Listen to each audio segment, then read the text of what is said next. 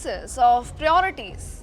At a time when European economies are battling slow growth, rising public debt, overburdened healthcare systems, and growing public anger over the cost of living, Brussels is once again opening its wallet for Ukraine.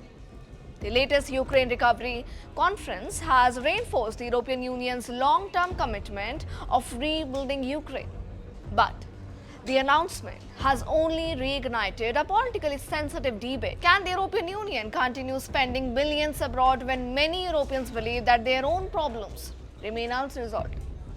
The Ukraine Recovery Conference, held in Poland, brought together by European leaders, international financial institutions, investors and Ukrainian officials to discuss Kyiv's post-war reconstruction.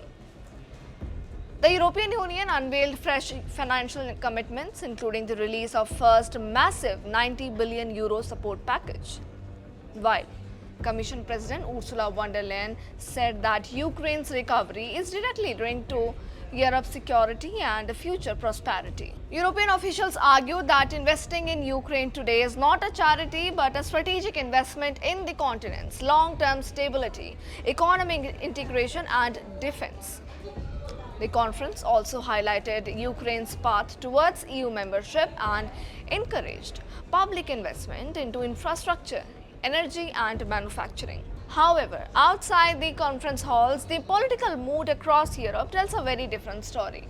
Several EU member states continue to struggle with weak economic growth, expensive energy bills, inflationary pressures, and strained public services. Germany is dealing with industrial slowdown. France has witnessed repeated protests over pensions and public spending.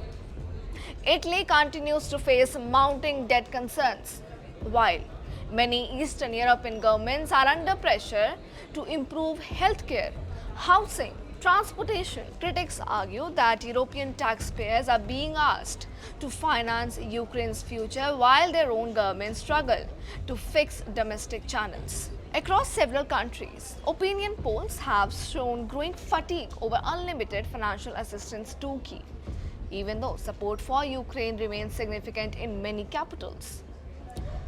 Supporters of the EU's policy reject that criticism. They argue that abandoning Ukraine would create far more cost in the future. According to Brussels, helping Ukraine defend itself and rebuild its economy would strengthen European security, reduce future instability on the continent, and it would prepare Ukraine for eventually integration into the European single market. European leaders also maintain that reconstruction creates investment opportunities for European businesses while preventing Russia from gaining strategic advantage. From Brussels' perspective, today's financial commitments are not simply aid packages, they are a part of a broader geopolitical strategy designed to reshape Europe's security architecture.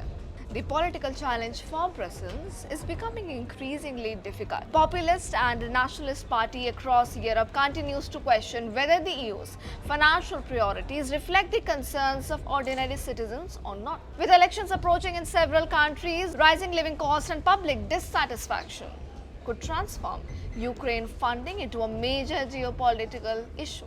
The debate is no longer about whether Europe supports Ukraine, it is much more about how much Europe wants to spend, for how long, and whether domestic voters are willing to accept those costs or not. And that's fair enough.